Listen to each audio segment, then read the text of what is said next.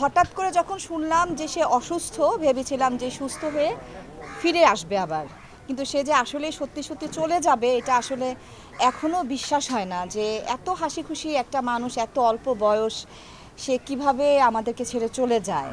হ্যাঁ, তো যাই হোক, সবই আল্লাহর ইচ্ছা। তো আজকে তার জন্য আমরা, তার যারা কর্মীরা আছি, আমরা সবাই মিলেই তার রুহের আত্মার মাগফিরাত করে একটা মিলাদের আয়োজন করেছি এবং একটা দোয়া মাহফিলের আয়োজন করেছি। তো দোয়া করি আল্লাহ যেন তার সমস্ত গুনাহ মাফ করে তাকে জান্নাতবাসী করেন। স্মৃতি বলতে ওর বাচ্চাটাকে আমার অনেক মনে পড়ে। তানিন তো চলেই গেছে, ওর স্মৃতি তো আর ভোলা যাবে না। যতদিন বেঁচে থাকবো ওর কথা অবশ্যই মনে থাকবে। আর বাচ্চাটার কথা অনেক মনে পড়ে, কারণ বাচ্চাটা দেখতে মাশাল্লাহ অনেক কিউট। যে কোনো মানুষের কাছেই একটা মানে ভালো লাগার মতো একটা বেবি। সে সব বাচ্চাকেই মাশাল্লাহ ভালো লাগে সবারই, কিন্তু ওর বাচ্চাটা একটু স্পেশাল কেন যেন আমার মনে হয়, যে দেখলেই ওকে মায়া লাগে। বাচ্চাটা এখন ভালোই আছে, আলহামদুলিল্লাহ ও ভালোই আছে, কিন্তু দত্তক দেওয়ার তো আসলে প্রশ্নই আসে না, কারণ ওর বাবা তো এখনও জীবিত আছে। তার বাবা হচ্ছে পাইলট। তার বাবা তাকে পালার মতো অনেক ভালো অবস্থায় আছে তার, তো সুতরাং কোনো সমস্যা হওয়ার কথা না। আপাতত তার নানুর কাছেই আছে।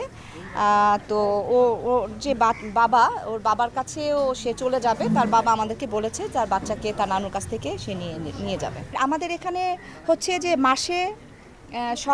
মাসে একসাথেই যারা যারা মারা যায় তা 1 মাসের মধ্যে তাদের মিলাদ একসাথে দেওয়া হয়। তো 3 মাস থেকে এই জিনিসটা করা হচ্ছিল না।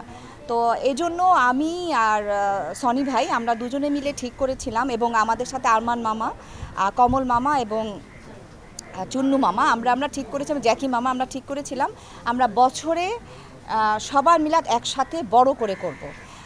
আর হ্যাঁ, এটা সত্যি কথা যে তানিনের মানে 1 মাস আগে থেকে বলা হচ্ছিল যে কত তারিখে করা হবে, কবে করা হবে, বারবারই জানতে চেয়েছিল, কিন্তু তারিখটা আমাদের এখান থেকে এখন পর্যন্ত দেওয়া হয়নি। তবে এটা হয়তোবা করবে, আমি এখনও এটা ডিসিশন এখনও হয়নি কবে করবে।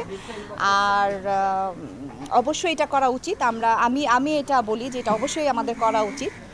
শুধু তানিনের জন্য না, যে কোনো শিল্পীর জন্যই আমাদের এই মিলাদ আর হচ্ছে দোয়া মাহফিল, বিশেষ করে দোয়াটা অবশ্যই করানো উচিত। আর শুধু সাংবাদিকরাই যে আছে তা না, সহকর্মী হিসেবে কিন্তু আমিও সাংবাদিক ভাইদের সাথেই ছিলাম। আমিও ওনাদের সাথেই একত্রিত হয়ে কিন্তু আমরা এই কাজটা করেছি। আজকে যে দোয়া মাহফিল এবং মিলাদ, এটার সাথে আমিও ছিলাম।